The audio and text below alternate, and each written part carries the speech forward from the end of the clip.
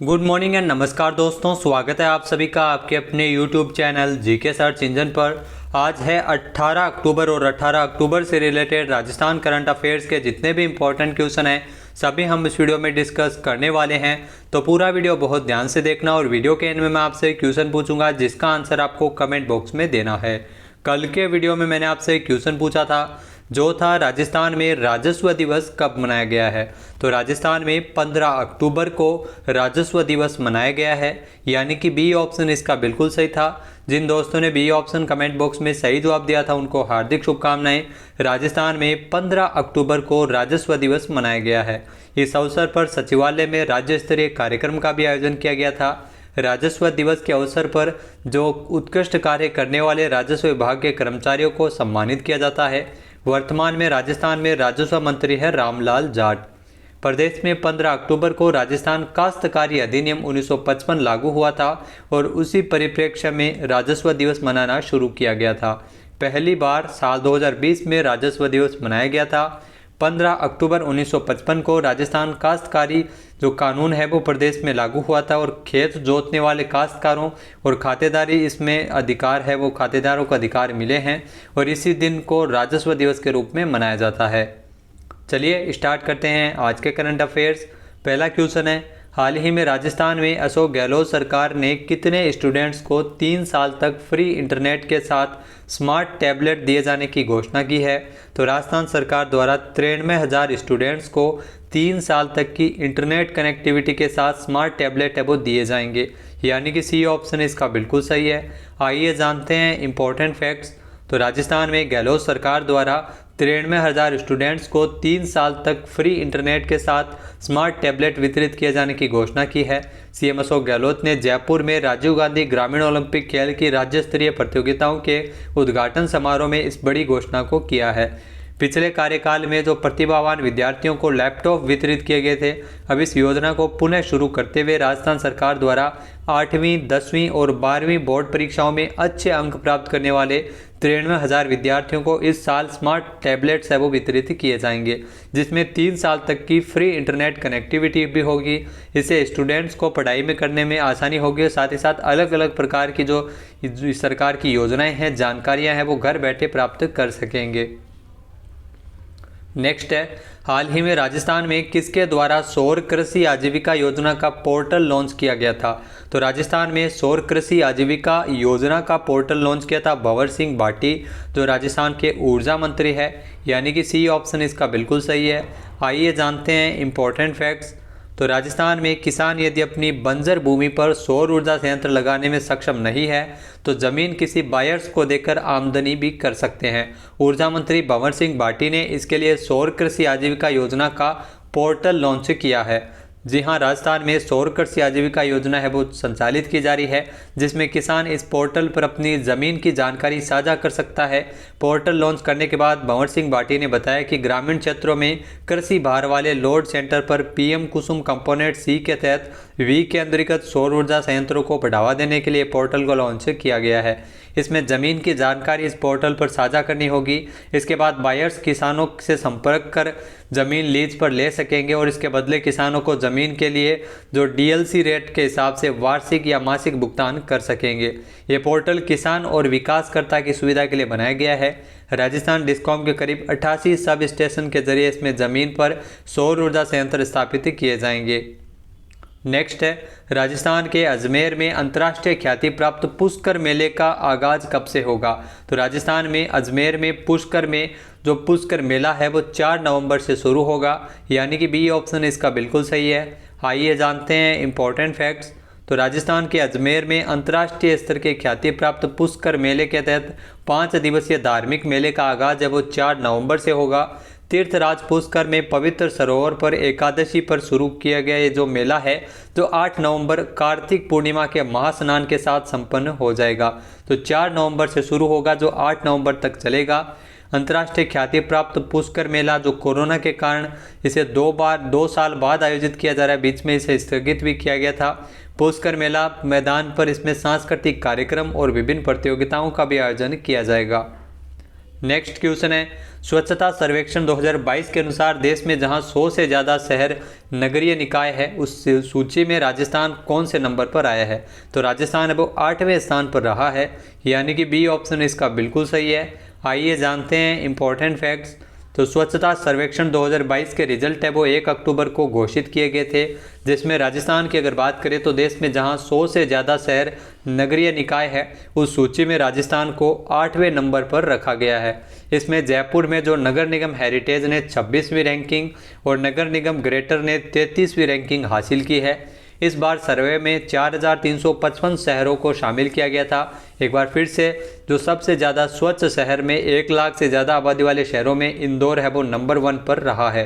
राजस्थान का कोई भी शहर है वो टॉप 100 में भी शामिल नहीं हो पाया है।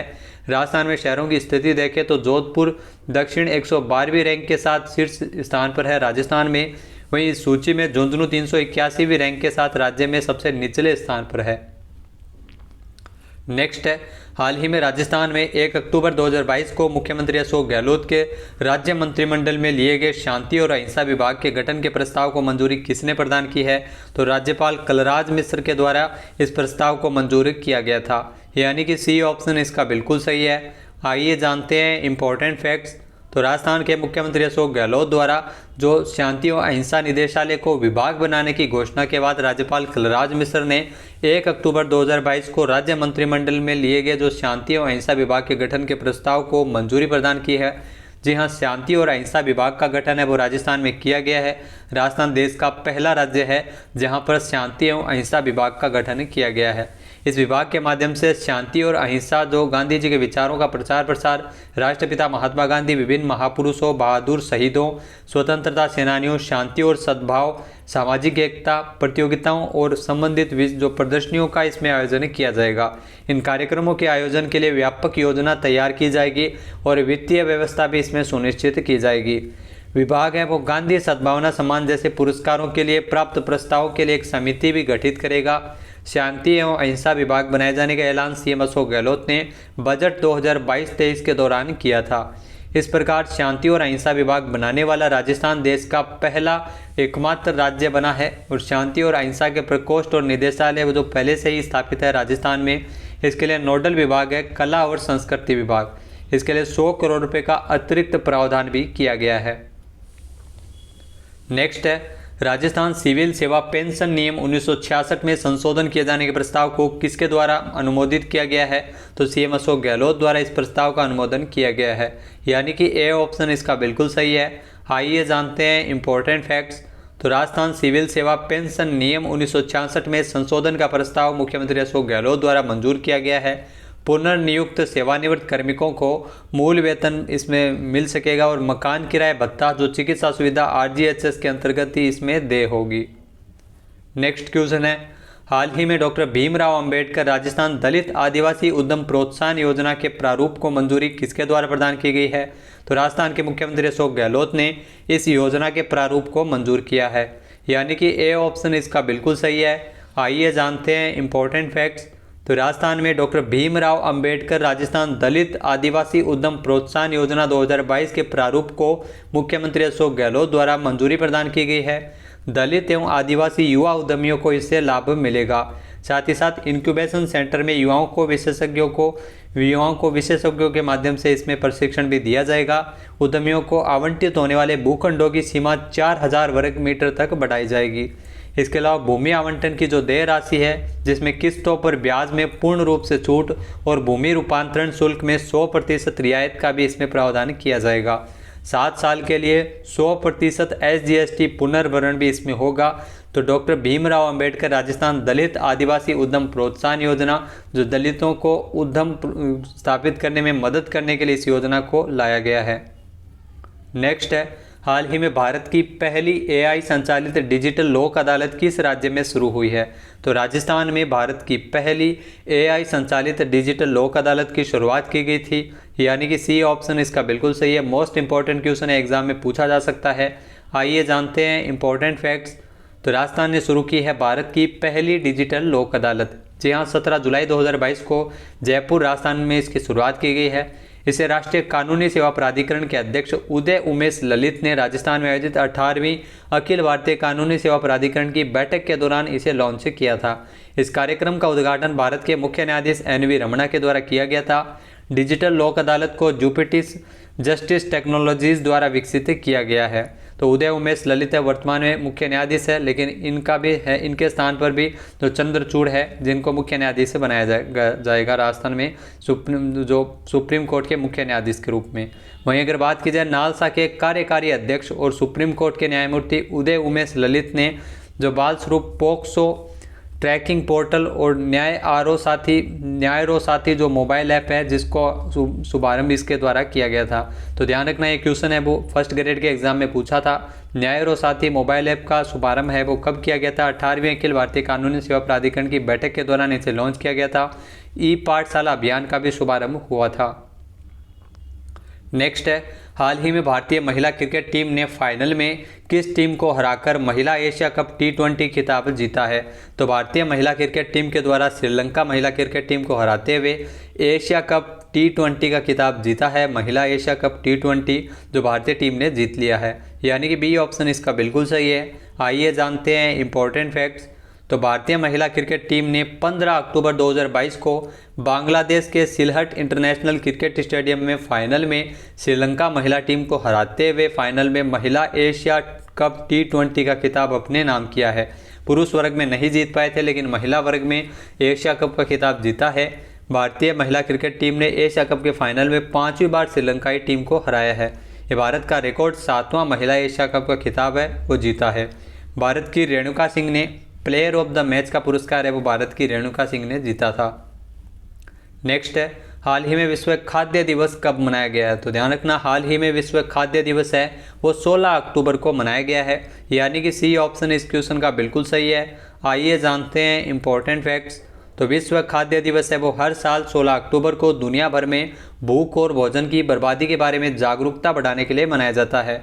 इस दिन संयुक्त राष्ट्र के खाद्य एवं कृषि संगठन का स्थापना दिवस है। 16 अक्टूबर 1945 को जो संयुक्त राष्ट्र के खाद्य एवं कृषि संगठन की स्थापना की गई थी और इसी दिन की स्थापना 1979 में हंगरी के पूर्व कृषि मंत्री डॉक्टर पाल रोमानी के सुझाव पर की गई थी। तो विश्व खाद्य दिवस की इस साल की जो थीम रखी गई है वो है लीव नो वन बिहाइंड। अब बात कर लेते हैं आज के हमारे क्विज की। तो आज का हमारा क्विज है, हाल ही में मुख्यमंत्री अशोक गहलोत द्वारा राजस्थान में पासपोर्ट कार्यालयों की तर्ज पर कितने मॉडल उप पंजीयक कार्यालय खोले जाने के प्रस्ताव का अनुमोदन किया गया है? एक बार फिर से सुनिएगा।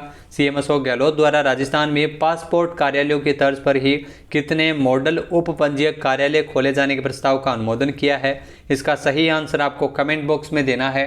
और अगर ये वीडियो आपको पसंद आए तो इसे लाइक और शेयर करना बिल्कुल ना भूलिएगा। चैनल पर नए हैं, सब्सक्राइब नहीं किया है तो अभी सब्सक्राइब बटन पर क्लिक करें। इस वीडियो की जो PDF फाइल है वो आप वीडियो के डिस्क्रिप्शन बॉक्स से डाउनलोड कर सकते हैं और इस क्वेश्चन का आंसर आप वोट करके भी कर सकते हैं। वीडियो देखने के लिए धन्यवाद। जय हिंद, जय भारत, जय राजस्थान।